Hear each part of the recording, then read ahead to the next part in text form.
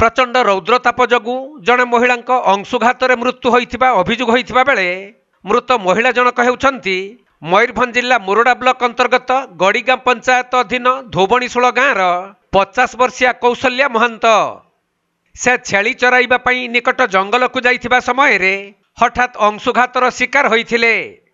यह देखि तांको संगरे छेली बगाड़ करुथबा लोके और स्थानीय ग्रामवासी माने संगे संगे कौशल्या को निकटस्थ बेतनटी हॉस्पिटल को नहीं जाइथिले। हेले सेठारे कार्यरत डाक्तर कौशल्या को परीक्षा करी मृत घोषणा करिबा परे मृतदेह को व्यवच्छेद करी घर को अणा जाइथिला। तेणु कांदबुबाड़ी रे फाटी पड़ीथिला गाँ दांड। सेपटे मृत कौशल्या गड़ीगां पंचायत 14 नंबर वार्ड सभ्य भावे निर्वाचित होई निजर कार्य तुलाई आसुथिले। तेणु तांको अकाल वियोगरे अंचल रे शोकाकूल परिवेश सृष्टि हेबा सहित कौशल्या स्वामी और परिवार वर्ग दुखरे भांगी पड़िछंती।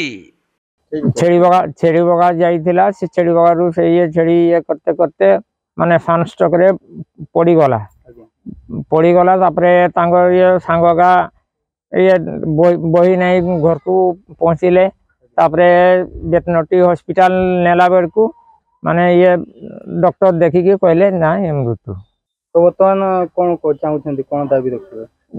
आज्ञा गरीब लोक बुझल ना जो ये सनस्ट्रोक रे जे ये मिले हमारी सहायता गोष्ठी सेटा जमती शीघ्र आमर मिल जाऊ। तो के आस्तिले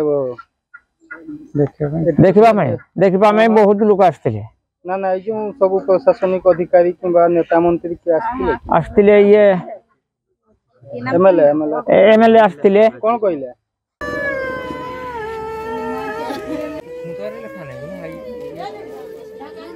तांको भलो फोटो अछि पासपोर्ट साइज फोटो।